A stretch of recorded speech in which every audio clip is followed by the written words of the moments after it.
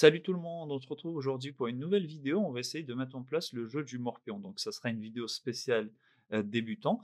Et l'idée derrière cette vidéo, ça va être de voir comment manipuler le DOM côté JavaScript et mettre à jour l'interface utilisateur, travailler sur les structures de données, notamment les tableaux, et de manière plus générale, travailler sur l'algorithmique et la résolution de problèmes. Donc, sans plus tarder, on est parti. Et au niveau du fichier HTML, on en profite pour créer la structure HTML5. On va relier le fichier CSS et on va relier le fichier JavaScript en rajoutant le mot-clé défaire pour différer l'exécution de ce JavaScript. Donc, c'est-à-dire que lorsqu'on travaille avec de l'HTML, il est préférable de le faire, sinon on risque d'avoir des petits bugs pas très sympathiques. Donc, côté visuel, on va se créer le plateau.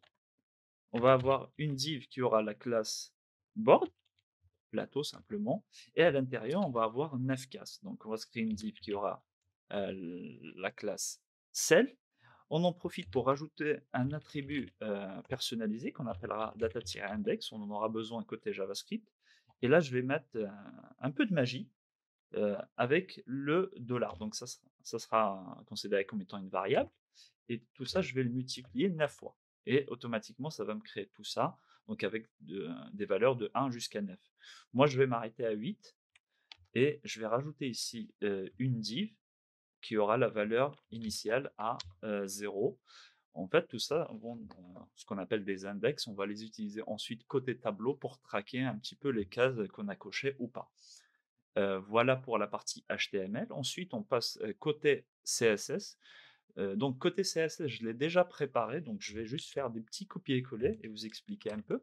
Donc là, au niveau du body, bah, une couleur de fond, la couleur, on va dire, de premier plan pour tout ce qui est texte avec le système d'héritage, donc une hauteur par défaut et un flex pour centrer le plateau.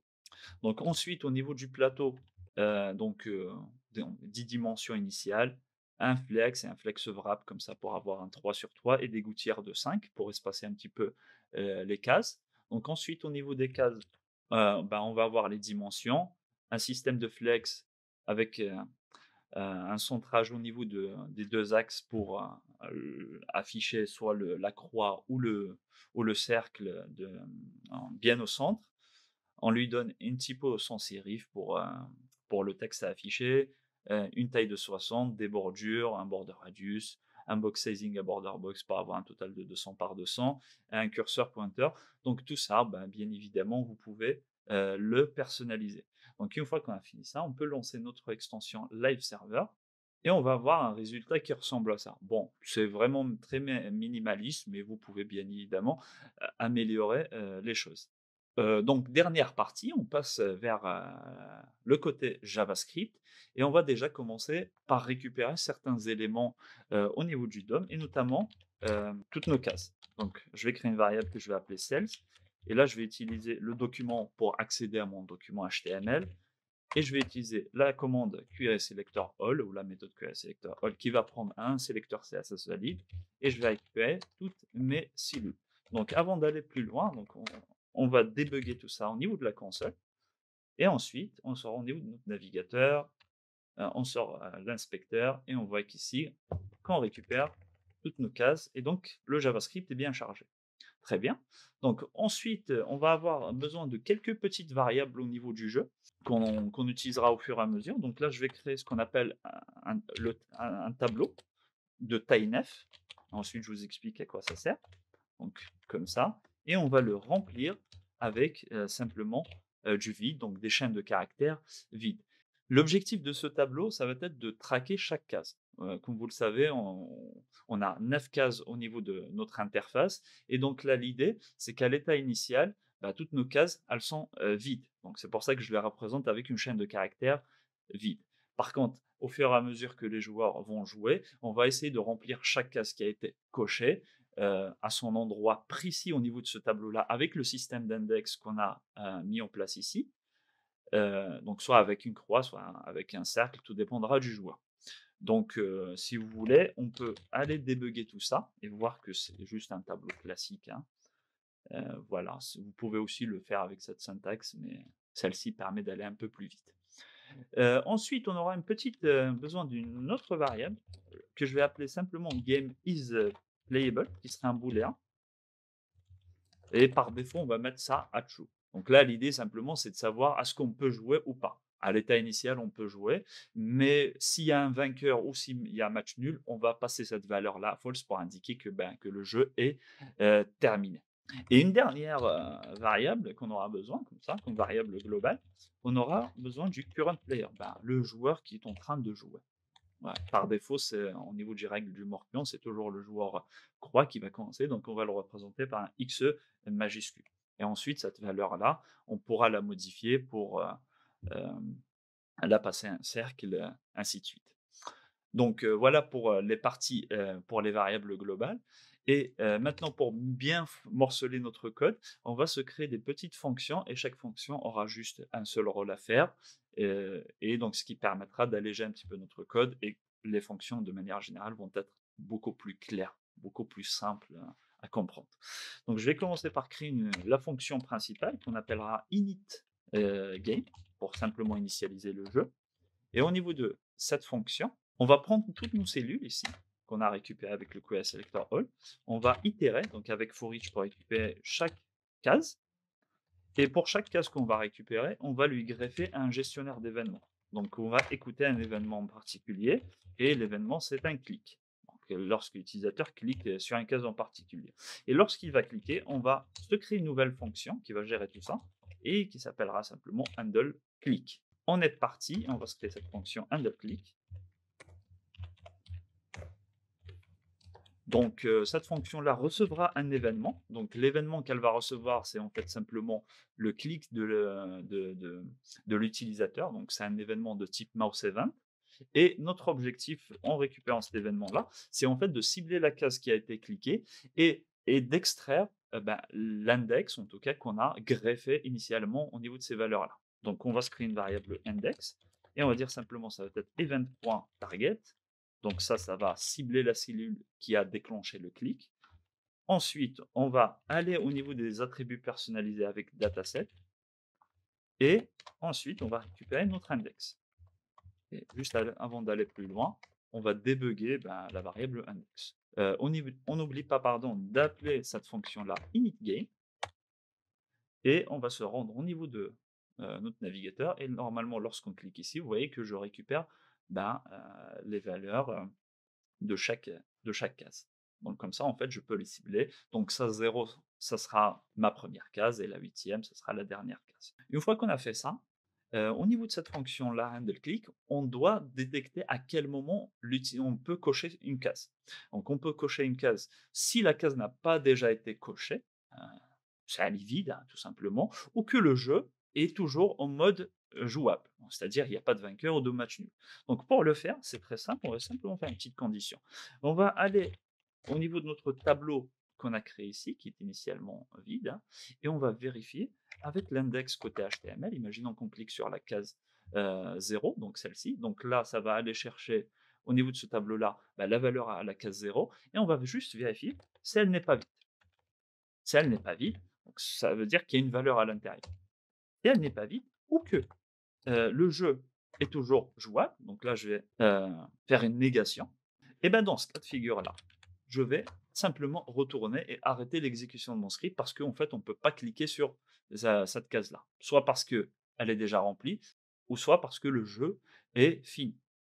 Ensuite, une fois qu'on a fait tout ça, on peut mettre à jour et notre tableau ici pour traquer la case qui a été cliquée avec quelle valeur, et ensuite mettre aussi la mise à jour au niveau de l'interface utilisateur, avec soit une croix, soit avec un cercle. Donc comment ça se fait? On va commencer par le tableau JavaScript, donc on va faire board index, et on va lui dire que ça sera égal à current player. Donc là, ça va être un X la première fois, ensuite on mettra à jour si besoin.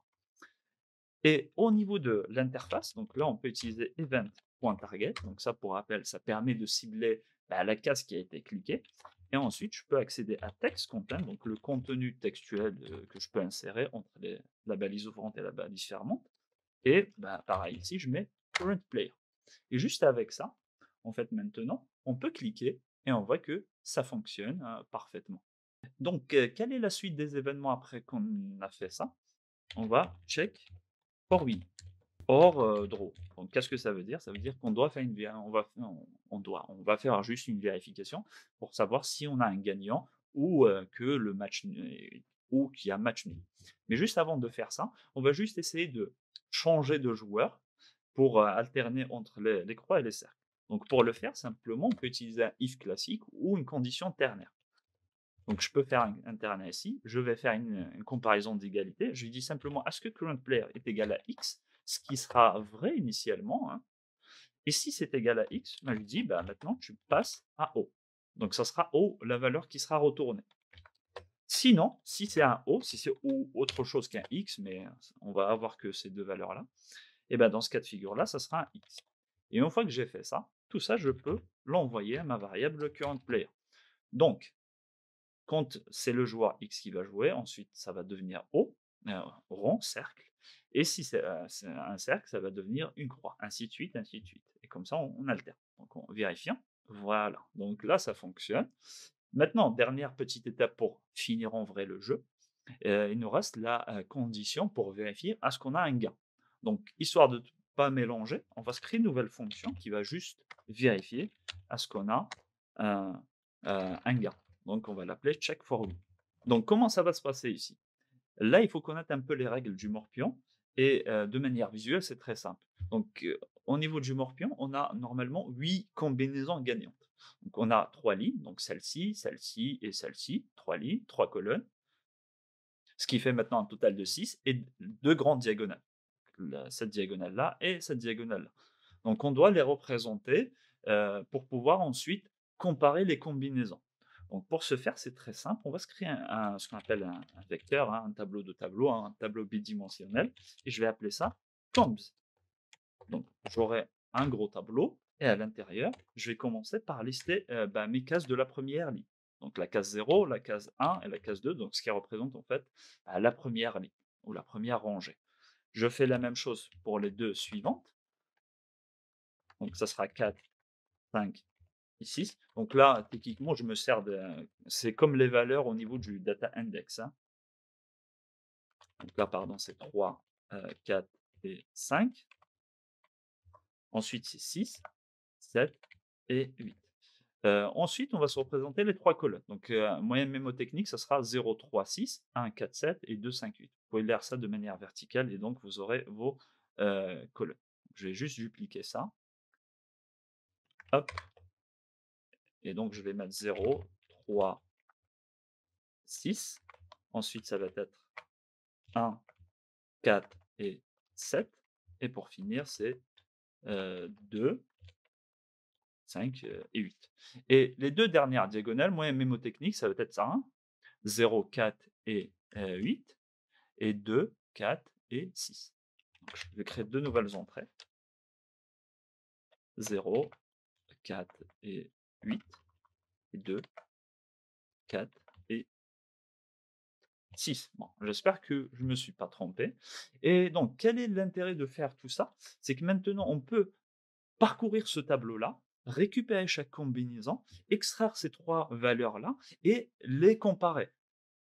Imaginez par exemple que, pour vous donner une situation gagnante, vous avez un X ici, pour la valeur 0 au niveau de la première rangée. Pareil pour la seconde valeur et pour la troisième valeur. Et en fait, on va comparer pour vérifier est-ce qu'on a une égalité parfaite entre ces valeurs-là. Donc, ça sera juste une comparaison au niveau des chaînes de caractères. Si elles sont égales, eh ben, ça veut dire qu'on a un gagnant. Sauf qu'il y a une petite subtilité qu'il faut sur laquelle il faut faire attention, c'est qu'on ne doit pas vérifier les chaînes de caractères vides. Parce que sinon, ben, c'est trop simple. Initialement, directement, on va avoir un vainqueur. Et donc ça, c'est pas tip top en vrai. Parce que une chaîne de caractères vide avec une chaîne de caractères vide, c'est la même chose. Donc on va vérifier est-ce qu'on a si on n'a pas de chaîne de caractères vide, et vu on sait qu'on insère au niveau de notre tableau board uniquement soit des X, soit des O, et ça va être très simple ensuite de faire la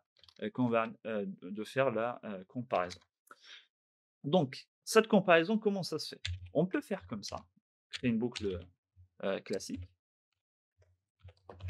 On va parcourir au niveau de notre tableau comps.len et ensuite on fait un i++.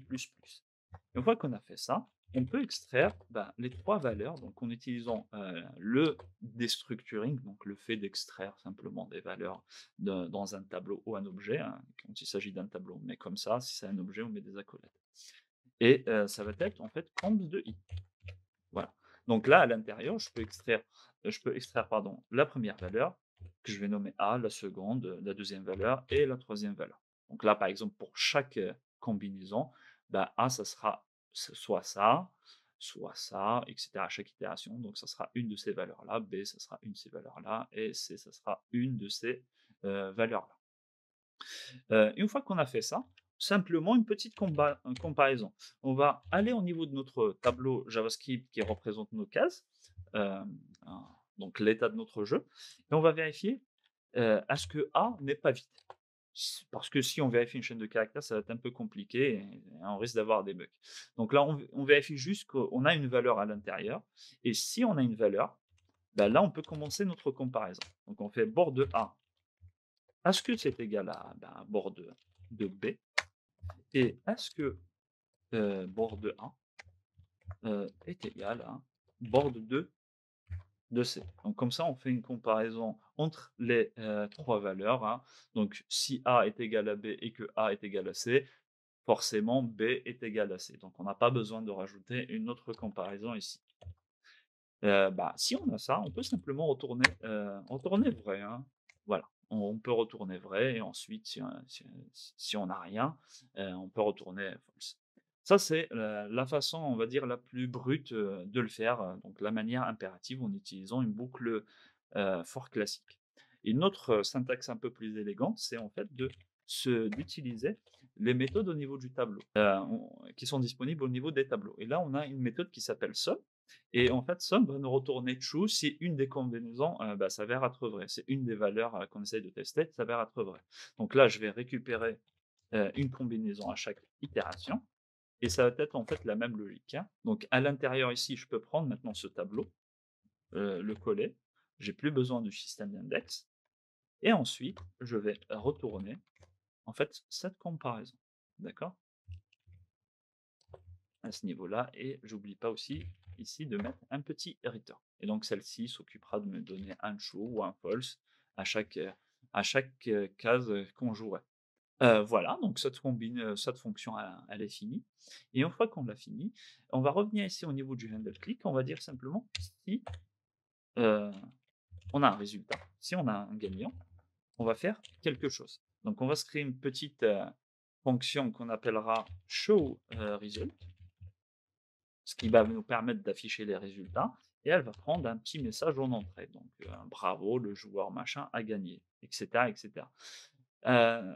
Et ici, donc si on n'a pas de gagnant, on peut changer de joueur. Mais entre-temps aussi, il faut vérifier à ce qu'on a un match nul. Donc le match nul, aussi, c'est une condition pour arrêter le jeu. Donc là, je peux faire un else if et on vérifie au niveau de notre tableau JavaScript, est-ce que notre tableau n'inclut pas une chaîne de caractères vide. Donc, c'est-à-dire qu'initialement, on n'avait que des chaînes de caractères vides, mais à force que les joueurs jouent et remplissent ce tableau-là, à la fin, lorsque les 9 cases seront remplies, on n'aura plus de chaîne de caractères vide. Et si on n'a pas de chaîne de caractères vide et qu'on n'a pas de gagnant, ça sera cette condition-là qui prendra le relais. Et en fait, elle va appeler aussi show result, mais avec un message différent. D'accord? Donc là, je mets juste comme ça le message et ensuite, lorsqu'on implémentera show result, on viendra ici, on mettra les vrais messages. OK? Donc voilà pour cette partie-là. Donc on peut passer maintenant à la fonction show result. Donc on a dit qu'elle allait prendre un message et pour l'instant, on va pas trop s'embêter, on va juste faire un alerte du message. Ensuite, on améliorera tout ça. Donc une fois qu'on a fait ça, ce qu'il faut faire, c'est de passer le jeu dans un état qui n'est pas jouable. On va dire que c'est égal à faux. Voilà. Et littéralement, on a fini cette fonction pour l'instant. Donc je l'appelle ici. Je vais utiliser peut-être des backticks. Je vais dire que le joueur machin, donc current player, a gagné. Donc là, je vérifie toujours à ce que j'ai un gagnant et si j'ai pas de gagnant, c'est là que je mets à jour, voilà, donc il y a pas vraiment de risque, qu'on se trompe ici. Bah et dans un cas de match nul, on peut simplement dire match nul. Bon, on va tester cette implémentation et voyons si, ça fonctionne du premier coup. Donc je vais cliquer, je vais forcer le gain ici et vous voyez que j'ai le joueur X, à gagner. Je vais essayer de forcer le match nul et dans un cas de match nul, voilà ce que ça donne, donc ça fonctionne aussi. Donc ça, c'est, parfait. Donc on va juste un petit peu améliorer ce message-là de victoire et pour cela, on va retourner côté HTML et on en profite ici pour créer une petite, div qu'on appellera simplement un overlay et à l'intérieur, bon, on va avoir un petit, H1. Pour l'instant, je vais juste écrire comme ça: «Le joueur, heu, machin a gagné» et suivi d'un petit bouton. Ça sera ça notre dernière fonctionnalité, c'est la fonctionnalité de rejouer, le jeu. Donc si on regarde initialement ce que ça donne, alors voilà, ça donne quelque chose comme ça. Côté CSS, on va un petit peu le styliser. Comme pour le début de la vidéo, j'ai préparé en amont le CSS et je vais venir, le coller ici, donc pour notre overlay, donc il sera en absolute. Je lui donne un petit top et left, vraiment pour le coller au bord, un petit, background color, des dimensions comme ça pour qu'il prenne, la taille de mon écran. Un affichage initial, non, parce qu'on ne veut pas l'afficher au tout début. C'est lorsque, bah, il y a un victoire en match nul qu'on va l'afficher et ensuite, bah, tout ce qu'il y a à l'intérieur, donc à savoir le titre et le bouton, bah, j'essaie de les centrer. Ils sont en colonne, comme ça ils seront grosso modo, centrés et chacun sur sa ligne. Ensuite pour, le H1 ainsi que le bouton qui se trouve à l'intérieur de notre overlay, ben, le H1 c'est simplement un petit font size et pour le bouton un peu de style, classique, pour qu'il soit, joli. Donc je vous montre rapidement ce que ça donne, hein, je vais modifier ça et ça donne quelque chose qui ressemble à ça. Donc c'est ça qu'on veut afficher lorsqu'on a un joueur, qui a gagné ou un match nul à minima. Je reviens au niveau de l'éditeur de code, donc ça, je vais le remettre en display none et on est parti côté JavaScript pour implémenter cette dernière, fonctionnalité. Donc première des choses, on va récupérer notre overlay. Donc on va faire un petit document, QA sélecteur et on récupère le point overlay. Et donc cet overlay-là, on va l'utiliser côté show result. Donc je vais enlever cette, alerte et lorsqu'on a un résultat, je vais faire un overlay, point, j'accède à son style et j'accède à la propriété display et là je vais mettre display flex. Voilà, comme ça écrasera la valeur initiale côté HTML, côté CSS plutôt. Et ensuite au niveau du texte, je vais faire un overlay.qsSelector, je récupère le H1 qui est à l'intérieur et je fais un text content pour insérer du contenu et le contenu ça va être simplement le message qu'on va, recevoir. Et comme ça on en a fini avec cette petite, fonction showResult. On va tester, tac, tac, tac, tac, et on voit que le joueur machin a, gagné. Donc maintenant pour, rejouer, on va gérer la petite fonction au niveau de ce bouton-là. Donc ça va être une fonction qu'on appellera reset game tout simplement. Donc je vais la créer ici, fonction reset, game. Et donc là, lorsqu'on va cliquer sur le bouton, il faut vraiment remettre tout, à 0. Donc nettoyer le tableau côté JavaScript, nettoyer l'interface du Morpion, donc en enlevant toutes les cases, cacher l'overlay et donc et remettre le jeu en mode, jouable. Et donc comme ça, on renettoie et on remet en fait comme, l'état initial qu'on avait ici.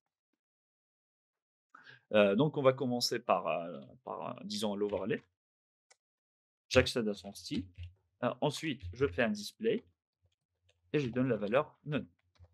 Ensuite, je remplis mon tableau JavaScript, hein. Donc, j'ai que la variable board, ce sera un tableau, point, ce sera plutôt un array ici.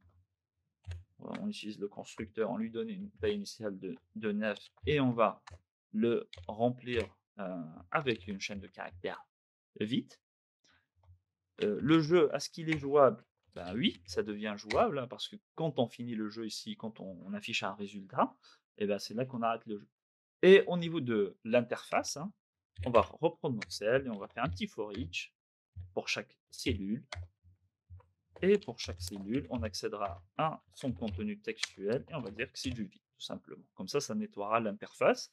Et dernière chose qui va nous rester, c'est lorsqu'on va initialiser le jeu, et pour faire fonctionner la fonction resetGate, on va aller au niveau de nos overlays, on va récupérer le bouton qui se cache à l'intérieur